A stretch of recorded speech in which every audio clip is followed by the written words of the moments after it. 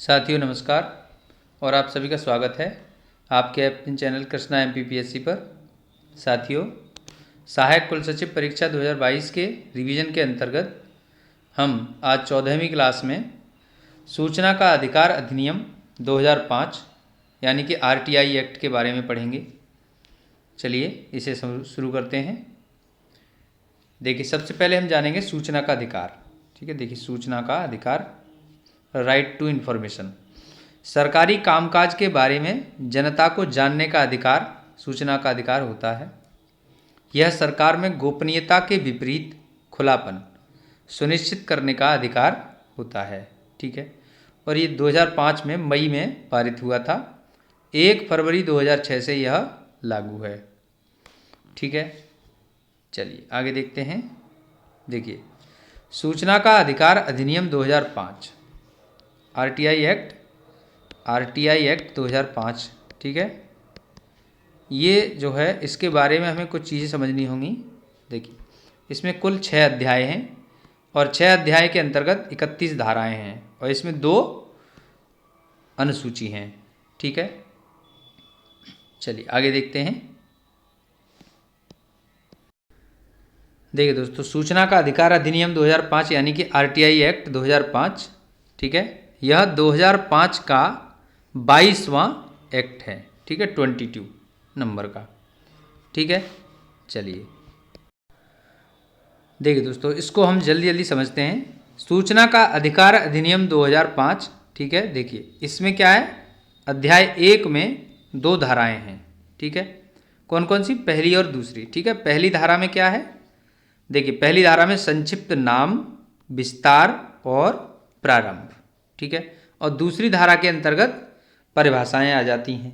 ठीक है, तो अगर हम कहें कि पहले नंबर की जो धारा है जिसमें संक्षिप्त नाम और विस्तार है, तो इसमें इसका नाम यानी अधिनियम का नाम की बात कर रहे हैं। जैसे कि इस अधिनियम का संक्षिप्त नाम क्या है, सूचना का अधिकार अधिनियम 2005। ठीक है, और अगर विस्तार की बात करें तो इसका विस्तार पूरे देश, हमारे पूरे देश भारत पर विस्तार है। ठीक है, और इसके अलावा प्रारंभ की अगर बात करें तो यह जो है धारा, इसमें आगे इस चीज़ का वर्णन किया गया है कि धारा 4 में, धारा 5 में, धारा 12, 13, 14, 15 में।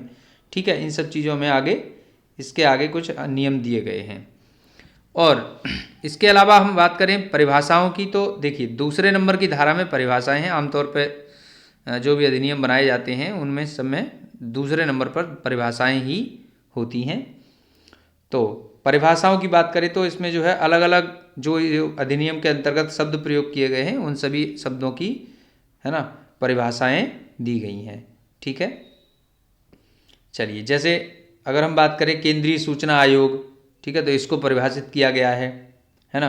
केंद्रीय लोक सूचना अधिकारी, इसके बारे में परिभाषा दी गई है। ठीक है, सक्षम प्राधिकारी, मुख्य सूचना अधिकारी। ठीक है, इन सब चीज़ों की परिभाषाएं यहाँ पर इसमें दूसरे नंबर की धारा में दी गई हैं।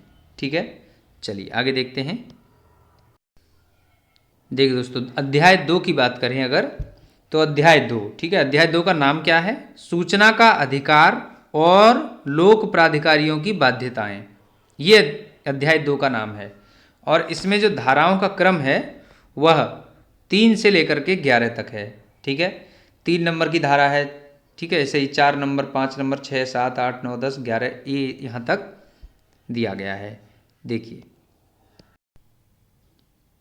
दोस्तों, यहाँ पर क्या है, RTI एक्ट 2005 में धाराओं के बारे में बताया गया है। तो धारा 3 में क्या है, सूचना का अधिकार, यानी कि इस अधिनियम के उपबंधों को अधीन रहते हुए सभी नागरिकों को सूचना का अधिकार होगा, यह धारा 3 में कहा गया है।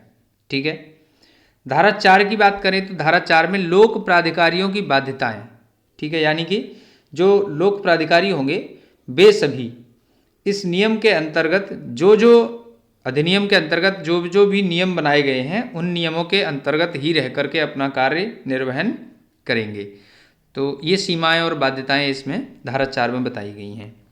ठीक है, धारा 5 की अगर हम बात करें तो धारा 5 में क्या है, देखिए धारा 5 में है लोक सूचना अधिकारियों का पद नाम।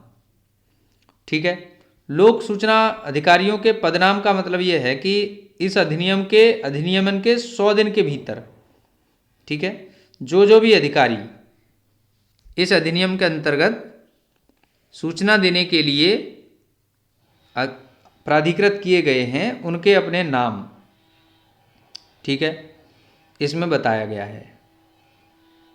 चलिए आगे देखेंगे। नेक्स्ट धारा 6। धारा 6 में क्या है? सूचना अभिप्राप्त करने के लिए अनुरोध, ठीक है, रिक्वेस्ट। ये रिक्वेस्ट है।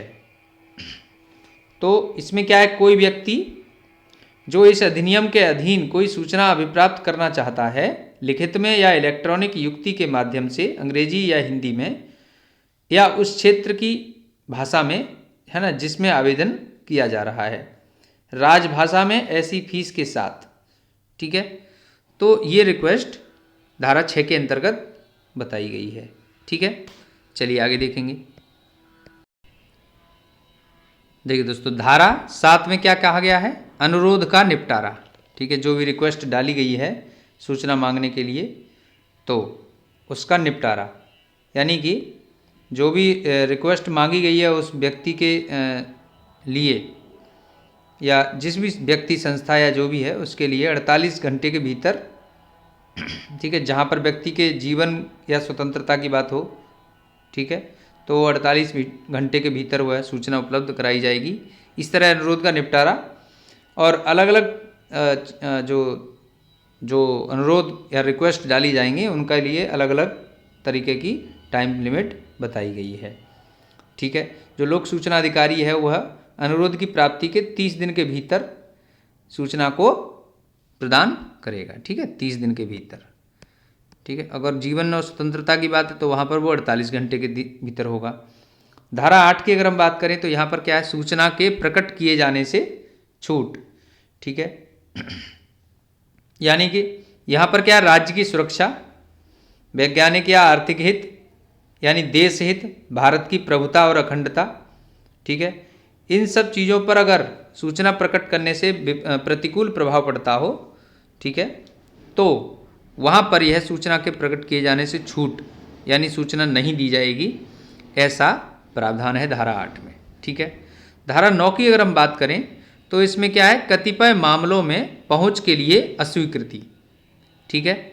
यानी कि ये कह रहे हैं कि धारा 8 के उपबंध जो हमने अभी भी पढ़े, जहाँ पर कुछ चीज़ों को छोड़ करके छूट, मतलब यहाँ पर ये कुछ बताया गया कि जैसे इन चीज़ों को लेकर के सूचना नहीं दी जा सकती है, तो उसी संबंध में ये धारा 9 है कि धारा 8 के उपबंधों पर प्रतिकूल प्रभाव डाले बिना यथास्थिति कोई केंद्रीय लोक सूचना अधिकारी या कोई राज्य लोक सूचना अधिकारी सूचना के किसी अनुरोध को वहाँ अस्वीकार कर सकेगा जो, है ना, जहाँ पहुँच उपलब्ध करने के लिए से ऐसा अनुरोध राज्य से भिन्न किसी व्यक्ति के, ठीक है, अस्तित्व युक्त प्रतिलिप्याधिकार का उल्लंघन अंतर्वित करेगा, ठीक है। मतलब वहाँ पर वो उसे अस्वीकार कर देगा, ठीक है, जो राज्य की सुरक्षा और इन सब चीज़ों से संबंधित होंगे, ठीक है। चलिए आगे देखते हैं। देखिए दोस्तों, अगला क्या है? धारा 10। धारा 10 यानी पृथक्करणीयता, ठीक है। और धारा 11 में क्या है? पर व्यक्ति सूचना। तो इन पर प्रश्नों के बनने का अनुमान यह है कि या तो वह ऐसा सीधा प्रश्न पूछेगा या फिर जो है वह मैच द कॉलम्स या मैच द फॉलोइंग, है ना, इस तरह से प्रश्न पूछ लेगा। धाराएं दे देगा 4 और इधर धाराओं का नाम देगा, कौन सा सही है या कौन सा सही नहीं है, या फिर मैच कराने के लिए इस तरह से प्रश्न बनाया जा सकता है, ठीक है। चलिए आगे देखते हैं। देखिए दोस्तों, इसमें क्या है? अगर हम बात करें धारा अध्याय 3 की अगर हम बात करें तो अध्याय 3 में केंद्रीय सूचना आयोग के बारे में वर्णन है, ठीक है। धारा 12 के अंतर्गत केंद्रीय सूचना आयोग का गठन, और धारा 13 के अंतर्गत उनकी पदावधि और सेवा शर्तें, और धारा 14 के अंतर्गत सूचना आयुक्त या मुख्य सूचना आयुक्त का हटाया जाना, यह प्रावधान अध्याय 3 के अंतर्गत 12, 13, 14 धाराओं में किए गए हैं, ठीक है। अब इसके बाद अगर हम देखें यहाँ पर आगे अध्याय 4 को, तो अध्याय 4 के अंतर्गत राज्य सूचना आयोग का प्रावधान है, ठीक है। यानी राज्य सूचना आयोग का गठन, और इसके अलावा 16वें नंबर पर पदावधि और सेवा की शर्तें, यह धारा 16 के अंतर्गत अध्याय 4 में दिया गया है। ठीक है, चलिए इसके बाद हम देखते हैं, देखिए अध्याय 4 में एक धारा और रहेगी 17 नंबर की। तो अध्याय 4 में राज्य मुख्य सूचना आयुक्त या राज्य सूचना आयुक्त का हटाया जाना, यह 17 नंबर पर है। तो अगर हम ध्यान से देखें तो अध्याय 4 के अंतर्गत, ठीक है, अध्याय 4 में देखिए अध्याय 4 के अंतर्गत कौन कौन सी धाराएं हैं, देखिए हमने अभी भी पढ़ा। ठीक है, ठीक है, इसमें क्या है 15 नंबर, 16 नंबर और 17 नंबर, ये 3 धाराएं हैं। ठीक है, अध्याय 4 में। और अध्याय 3 में कौन कौन सी थी? अध्याय 3 में 12, 13 और 14। ठीक है, तो ये सब चीज़ें ही याद करने की हैं।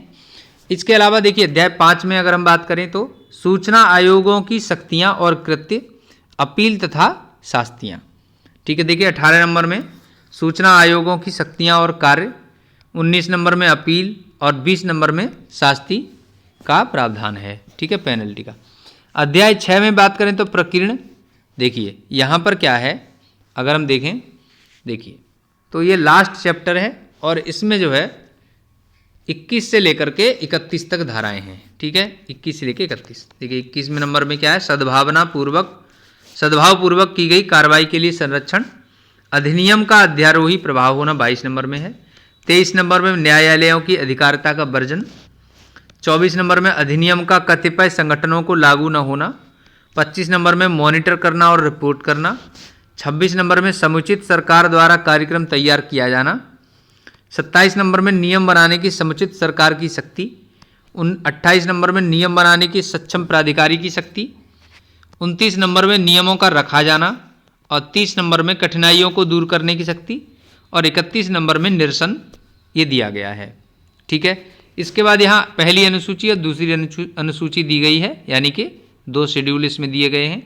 ये भी हमें ध्यान रखना है, कितने हैं, 2 हैं। ठीक है, अब देखिए यहाँ पूछने वाली बात यहाँ ये होगी कि कितने अध्याय हैं, तो हम बता देंगे कितने अध्याय हैं, 6 अध्याय हैं। कितनी धाराएं हैं, 31 धाराएं हैं।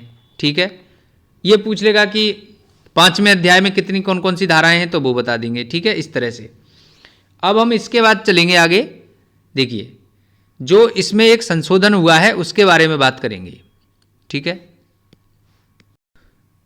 देखिए दोस्तों यहाँ पर क्या है, इस सूचना अधिकार अधिनियम 2005 के अंतर्गत अध्याय 3 में केंद्रीय सूचना आयोग का वर्णन है। ठीक है, 12वें नंबर की धारा में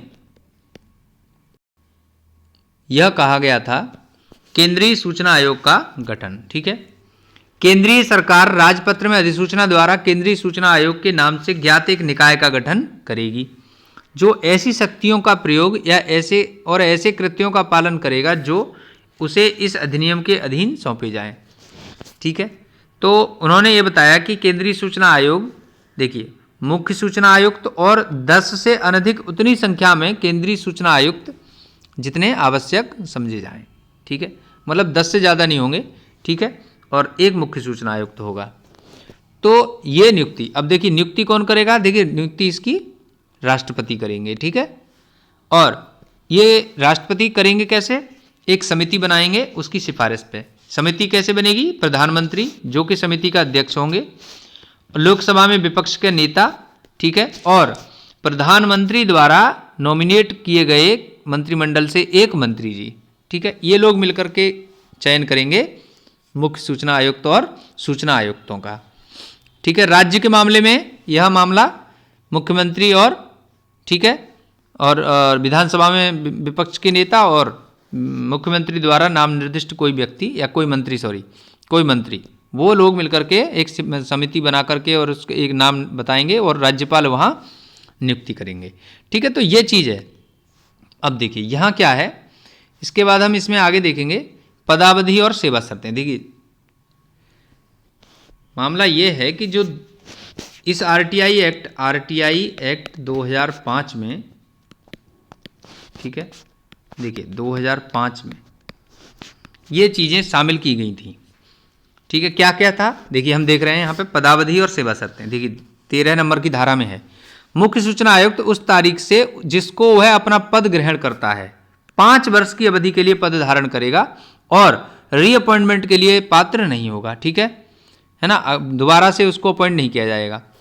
परंतु यह कि कोई मुख्य सूचना आयुक्त तो 65 वर्ष की आयु प्राप्त करने के पश्चात उस रूप में पद धारण नहीं करेगा। मतलब कि 5 वर्ष रहेगा या फिर 65 वर्ष की आयु पूरी कर लेगा तो उससे उस पद से रिटायर हो जाएगा, ठीक है, और दोबारा से उस पद पर नहीं आएगा। प्रत्येक सूचना आयुक्त उस तारीख से जिसको वह अपना पद ग्रहण करते हैं 5 वर्ष की अवधि के लिए नियुक्त किए जाएंगे या फिर 65 वर्ष की आयु तक उस पर रहेंगे, ठीक है, ये चीज है। अब देखिए ये तो था 2005 में, लेकिन इसमें हुआ संशोधन, ठीक है, संशोधन कब हुआ? 2019 में इसमें संशोधन किया गया। अब देखिए सेवा शर्तों के मामले में भी इसे जो है बदला गया थोड़ा सा।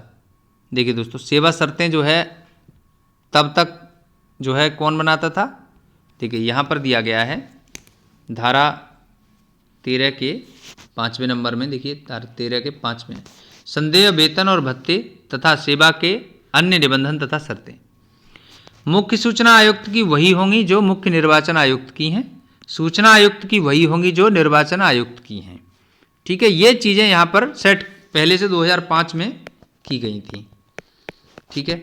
2019 में इसमें संशोधन किया गया। 2019 में संशोधन करके देखिए दोस्तों, ये हमने यहाँ पर सूचना का अधिकार संशोधन अधिनियम 2019, ठीक है, इसके बारे में चर्चा करेंगे। तो यहाँ क्या है? देखिए इसमें प्रावधान किया गया है कि मुख्य सूचना आयुक्त और एक सूचना आयुक्त, ठीक है, केंद्र के साथ साथ राज्यों के केंद्र सरकार द्वारा निर्धारित अवधि के लिए पद धारण करेंगे, ठीक है। पहले 2005 के हिसाब से क्या था कि 5 वर्ष के लिए पदावधि होगी इनकी, लेकिन अब इसमें संशोधन करके ये कहा गया है कि केंद्र सरकार द्वारा डिसाइड की जाएगी इनकी सेवा अवधि।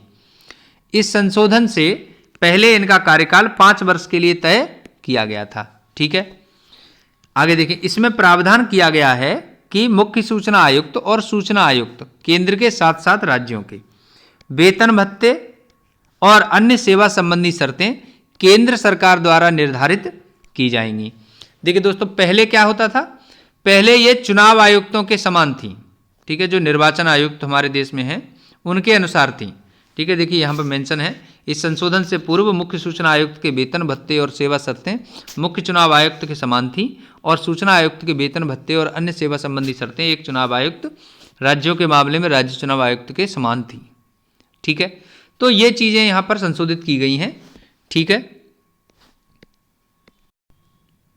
अब देखिए दोस्तों, इसके बाद हम बात करेंगे चीफ इंफॉर्मेशन कमिश्नर यानी कि मुख्य सूचना आयुक्त की, ठीक है। तो देखिए मुख्य सूचना आयुक्तों की अगर हम बात करें यहाँ पे, देखिए दोस्तों, मुख्य सूचना आयुक्त, ठीक है, ये हम केंद्र के मामले में बात कर रहे हैं। तो पहले जो थे वो कौन थे? वो वजाहत हबीबुल्ला, ठीक है, वजाहत हबीबुल्ला, ये पहले मुख्य सूचना आयुक्त थे, ठीक है। 2005 में इनको अपॉइंट किया गया था और ये 2010 तक थे, ठीक है, चूँकि पहले 5 वर्ष का ही इसमें कार्यकाल था इसलिए। अगर हम वर्तमान में बात करें, देखिए दोस्तों, वर्तमान में चूँकि सरकार ने अब संशोधन कर दिया है एक्ट में, तो वर्तमान में यशवर्धन सिंह, ठीक है, यशवर्धन सिंह इस पद पर कार्यरत हैं, ठीक है, यशवर्धन सिंह। ये कब से हैं? 2020 से, ठीक है, 2020 से इस पद पर कार्यरत हैं, ठीक है, ठीक है। यशवर्धन कुमार सिन्हा नाम है इनका, एक्चुअली थोड़ा अपडेट करें, यशवर्धन कुमार सिन्हा, ठीक है, ठीक है, यशवर्धन कुमार सिन्हा। अच्छा, इनके पहले की और बात कर लेते हैं, इनके पहले कौन थे? तो इनके पहले थे बिमल जुल्का, ठीक है, बिमल जुल्का, इनके पहले बिमल जुल्का जी थे, ठीक है। और ये जो हैं 2020 से 2020 तक ही इनका कार्यकाल था, ठीक है, फरवरी से अक्टूबर इन्होंने कार्य किया था, ठीक है, तो बिमल जुल्का जी ने। चलिए आगे देखते हैं। देखिए दोस्तों, धारा 19 में अपील का मामला है, ठीक है। देखिए, जब आपने पहले दिन से कोई अनुरोध डाला कोई सूचना मांगने के लिए, तो उस अनुरोध के 30वें दिन आपको सूचना मिल जानी चाहिए, ठीक है। लेकिन अगर 30वें दिन के बाद सूचना नहीं मिलती है तो आप, है ना, सक्षम, ठीक है, वरिष्ठ अधिकारी को अपील कर सकते हैं, ठीक है। सक्षम वरिष्ठ अधिकारी को अपील कर सकते हैं। तो ये जो है मामला क्या है, अपील का है, जो कि धारा 19 में दिया गया है, ठीक है। तो ये चीज़ें, अब जितने सीनियर ऑफिसर्स इसमें सूचना देने में तय समय में फेल हो जाएंगे तो वो अपने ऊपर सीनियर्स को चला जाएगा मामला, ठीक है। धारा 20 में पेनल्टी का है, धारा 20 में पेनल्टी, ठीक है। धारा 20 में क्या है, शास्ति कहते हैं इसको, पेनल्टी, ठीक है। तो ये सीधा ही पूछा जाएगा, कुछ ज़्यादा ऐसा मामला नहीं है इसमें, ठीक है। चलिए अब देखिए दोस्तों, हमने अभी RTI एक्ट 2005 के बारे में पढ़ा और इसके संबंध में जो संशोधन हुआ है 2019 में वो पढ़ा, ठीक है। और इसके संबंध में धाराओं को समझा, सूचना के अधिकार को समझा, ठीक है। तो यदि आपको ये वीडियो अच्छा लगा है, हेल्पफुल लगा है, तो इसे लाइक करें, शेयर करें, कमेंट करें, और यदि आप चैनल पर नए हैं तो इसे सब्सक्राइब कर लीजिए और बेल आइकन प्रेस कर लीजिए ताकि आपको आने वाले सभी वीडियोज़ मिल सकें। Thanks for watching.